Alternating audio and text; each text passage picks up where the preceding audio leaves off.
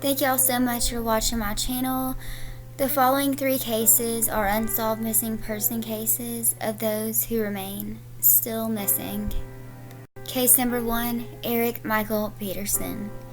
Eric was last seen in Bloomington, Minnesota on January 19th, 2010. That morning he left his Lakeville, Minnesota home that he shared with his father and went to Bloomington to meet friends. He has never been seen or heard from since. 2 days later, his car was found locked and abandoned in the parking lot of Aquaport on Lindale Avenue in Bloomington. It's located near the Minnesota River. His wallet, car keys, and cell phone were in the front seat. Both Bloomington and Lakeville police are investigating Peterson's disappearance, which remains unsolved. Eric Peterson is classified as endangered missing. He was 24 years old at the time of his disappearance, making him 32 today. He is described as a Caucasian male with light brown hair and hazel brown eyes. He stands at 6'3" and 175 pounds. His date of birth is March the 11th, 1985. He has a surgical scar on his right elbow down to his arm and above the elbow.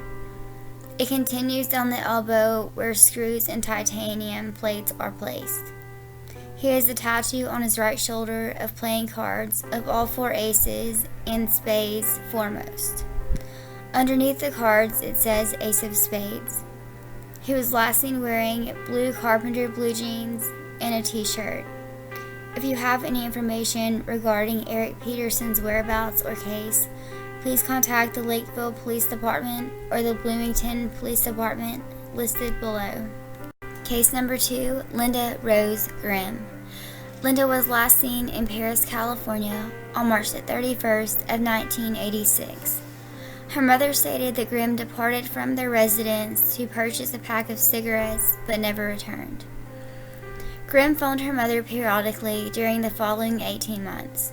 She claimed that she was in Wichita, Kansas and was doing well, but she refused to divulge her address to her mother and said that her daughter stated a little nervous during the conversations.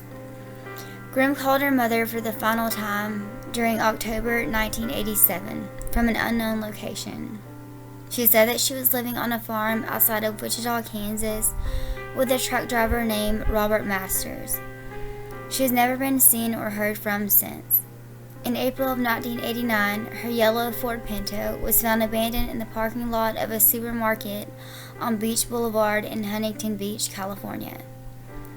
There have been discrepancies during the actual date of Grimm's departure from California. Some agencies list April 1986 or April 5th, 1985. This is the date of her disappearance. In addition, some organizations state that Grimm's husband was the last person to see her in California. Her case remains unsolved, and California and Texas authorities are handling Grimm's investigation. Foul play is suspecting regarding her disappearance. Linda Grimm is classified as endangered missing. She was 23 years old at the time of her disappearance, making her 56 today. She's described as a Caucasian female with light brown hair and brown eyes. She stands at 5'2" and 105 pounds. Her date of birth is November the 11th, 1961. She may use the nicknames Lynn, Linda Raby, or Linda Masters. She has a small white mole on her nose by her left eye and a cesarean section on her abdomen. She is also a cigarette smoker. If you have any information regarding Linda Grimm's whereabouts or case, please contact the Orange County Sheriff's Department or the Texas Department for Public Safety listed below. Number 3 in our final case is definitely one of the strangest cases that I have ever heard. It is that of Alyssa Marie Turney. Alyssa was last seen at her home in the vicinity of Bell Road and 34th Street in Phoenix, Arizona on May the 17th, 2001. It was the last day of her junior year at Paradise Valley School. Her stepfather, Michael Roy Turney, checked her out of school early and took her to lunch. He states that they got in a heated argument over Alyssa having more privileges. He left her home around 1 p.m. and stated he went to run errands and pick up Alyssa's younger sister. When he returned around 5 p.m., Alyssa was nowhere to be found. She did leave a letter stating that she was going to California and running away. Just 1 week later, after Alyssa disappeared, Michael received a phone call from a payphone in California.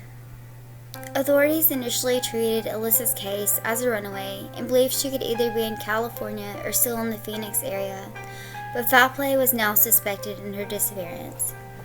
She left behind $1,800 untouched in her bank account, as well as her keys, makeup, hairbrush, and cellular phone, but she apparently did take a black backpack with her. In 2006, a Florida man confessed to a murder, but his story turned out to be false. Michael, a former law enforcement officer, stated that he made over 30 trips to California to look for her. Alyssa's friends described her as a normal, spirited teenager with a rebellious streak. She had experimented with some marijuana and skipped class sometimes, but was overall a good student. Her friends stated that Michael was a strict parent who regularly searched Alyssa's belongings, monitored her phone conversations, and sat outside the restaurant where she worked. Police found strange contracts which Michael wrote and made Alyssa sign. A forensic psychiatrist who viewed one of the documents said that Michael showed an absolute need for control and dominance of Alyssa. Michael also had surveillance cameras set up inside the family home, as well as all communications by phone, incoming and outgoing, were automatically recorded. After Alyssa disappeared, Michael refused to take a polygraph or sit down with police for an interview, although he did communicate with them through fax, email, and phone. He never gave police the surveillance tapes for the day in which Alyssa disappeared, but he did state that he reviewed 8 hours of the footage and nothing of interest showed up. He said that the phone recording system wasn't operating properly on the day in which Alyssa called him after her disappearance. Several people claimed that Alyssa told him that Michael was sexually abusive toward her or tried to abuse her. She's spoken to friends and family members about him gagging her and handcuffing her. Michael denies the allegations and maintains that he is a good parent and never harmed his stepdaughter. The year before her disappearance, Michael himself called Child Protective Services, stating that if Alyssa were ever to call and say that he had molested her, that she was lying. In December of 2008, police executed a search warrant on the home where Alyssa lived and the home across the street where her family lives now, looking for evidence in Alyssa's case. Investigators found many videotapes of Alyssa at the home during their search dating back to the 1980s, but none from which the day Alyssa disappeared.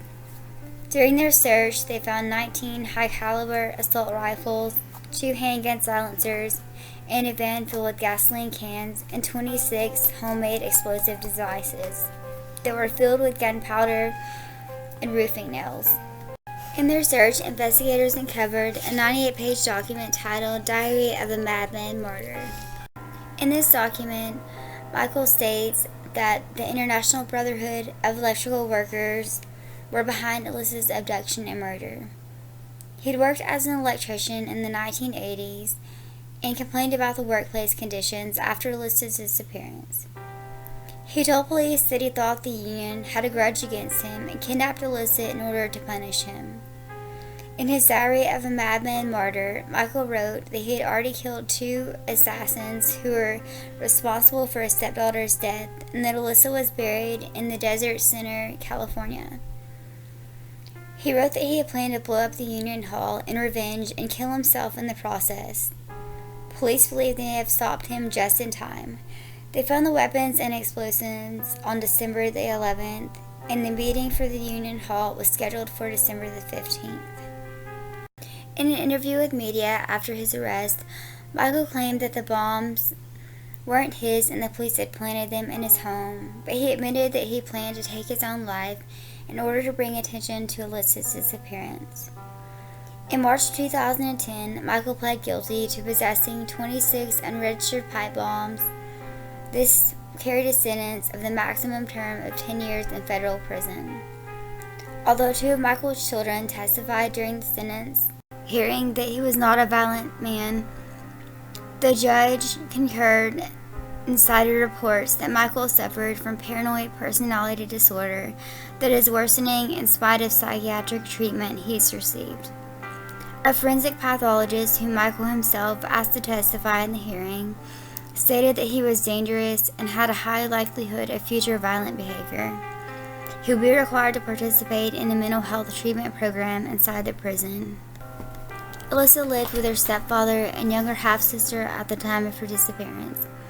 Her mother died of cancer when Alyssa was 18 years old, and Michael had legally adopted her. Her 4 older half-brothers had moved out of the family home, and she has no known enemies. It is uncharacteristic of Alyssa to leave without warning. Police have openly speculated that Michael was involved in his stepdaughter's disappearance. Many agencies, however, still classify her as a runaway. Alyssa Turney is classified as endangered missing. She was 17 years old at the time of her disappearance, making her 34 today. She's described as a Caucasian female with brown hair and brown eyes, standing at 5'4" and 130 to 145 pounds. Her date of birth is April 3, 1984. She may use the nickname or alias Alyssa Strahan. She had blonde highlights in her hair at the time of her disappearance and has a half-inch scar on her shin. She also has her ears pierced. She was last seen wearing gray shorts, a white tank top, and gray sneakers. She may have been carrying a black backpack. Alyssa suffers from ADHD. If you have any information regarding Alyssa Turney's case, please contact the Phoenix Police Department or National Center for Missing and Exploited Children listed below. Thank y'all so much for watching. Don't forget to hit that like and subscribe button if you have not already, and hit the notification bell so you know when to upload my next video, and I will catch you guys on my next video.